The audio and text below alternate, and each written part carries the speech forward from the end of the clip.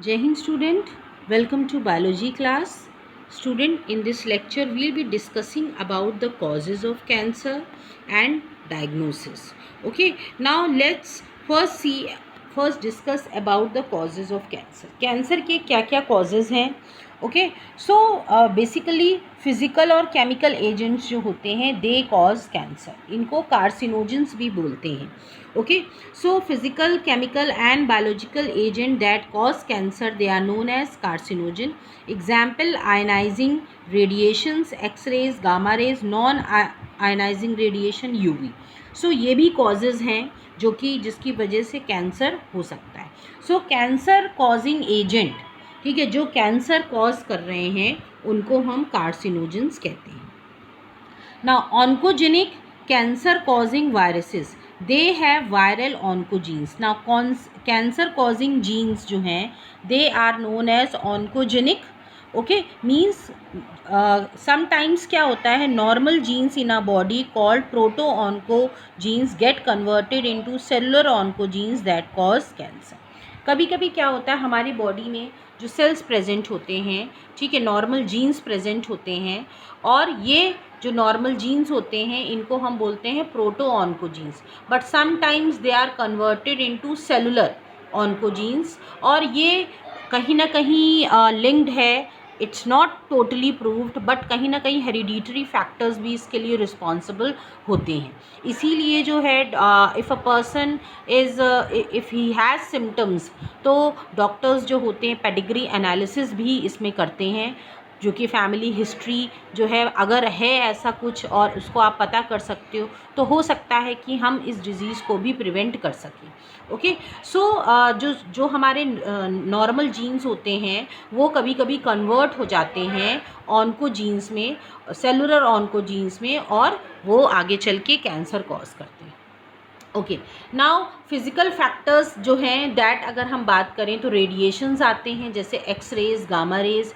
इनके इनके इफ़ेक्ट से भी कभी कभी जो है कैंसर डेवलप हो जाता है.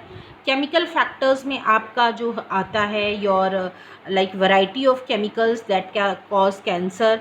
फॉर एग्जांपल आपका टोबैको हुआ, स्मोक हुआ, then constant use of artificial sweetener जो लोग खाते हैं, इवन जो डाई वर्कर्स होते हैं, अल्कोहल होता है, एक्सेसिव फैट डाइट जो लेते हैं, तो ये सब भी जो हैं केमिकल फैक्टर्स हैं जो कि फेवर कर सकते हैं कैंसर को डेवलप होने में. Okay now next is your biological factors की अगर हम बात करें तो viral oncogenes, proto oncogenes and cellular oncogenes. ठीक है, ये हमारे जो बॉडी में सेल्स होते हैं. Okay so they may also in later phase of life they may convert into cancerous cells.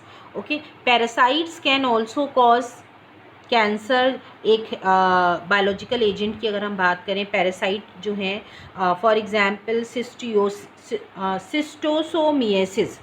Okay schistosomiasis जो है एक पैरासाइट है सिस्टोसोमा, जो कि ये कैंसर कॉज कर सकता है.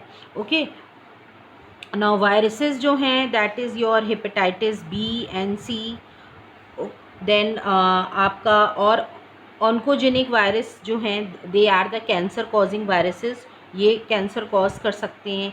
देन सेलुलर और ऑन्कोजीन्स में हमने बताया था आपको जो नॉर्मल सेल्स होते हैं वो कभी कभी जो हैं they are converted into cellular oncogenes and they may cause cancer.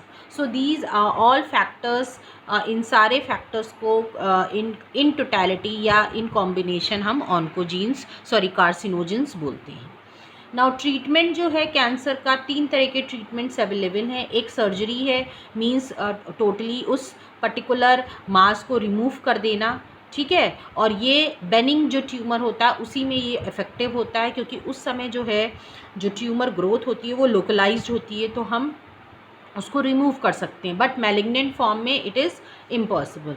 Then radiation therapy है जिसमें जो है थ्रू रेडिएशंस उसको किल किया जाता है कैंसेरियस सेल्स को. देन कीमोथेरेपी है जिसमें जो है पॉइज़न या स्नेक पॉइज़न या फिर इस तरह की ड्रग्स दिए जाते हैं जो कि कैंसेरियस सेल्स को मारने के लिए, डैमेज करने के लिए, but they all have side effects also. इससे बहुत सारे इसके साइड इफ़ेक्ट्स भी होते हैं। हेयर फॉल होना, स्किन का बिल्कुल पिगमेंटेशन चेंज हो जाता है।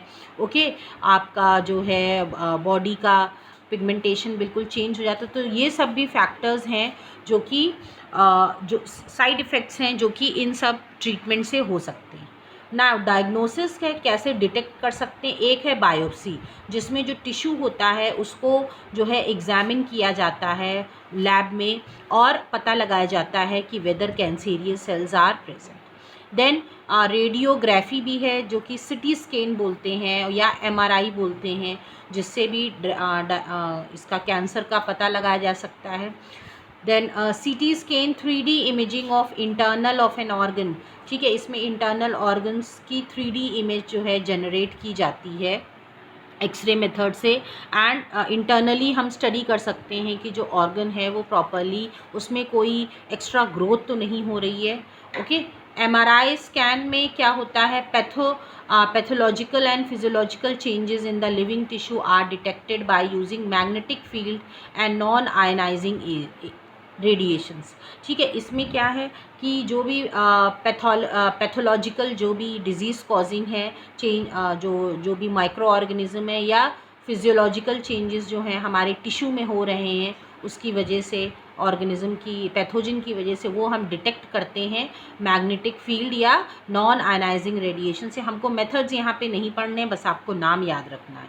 Okay, immunological and molecular biological diagnostic technique can also be used to detect cancer, identifying certain genes which make an individual susceptible to cancer can help to prevent cancers. Okay, तो और पहले से कुछ jeans का पता करना, identify करना, अगर कोई फैमिली हिस्ट्री है तो पहले से ही आप प्रिकॉशनरी आप ये टेस्ट करा सकते हैं।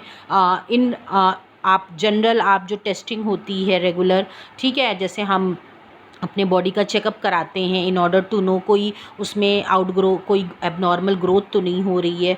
तो अगर है फैमिली हिस्ट्री तो हम इसको टाइम टू टाइम करा सकते हैं and we can prevent ourselves from the cancer. Okay, so this is all about the cancer, your the diagnosis, then causes. Okay, so this is all student. With this we have completed the disease cancer. Thank you everybody.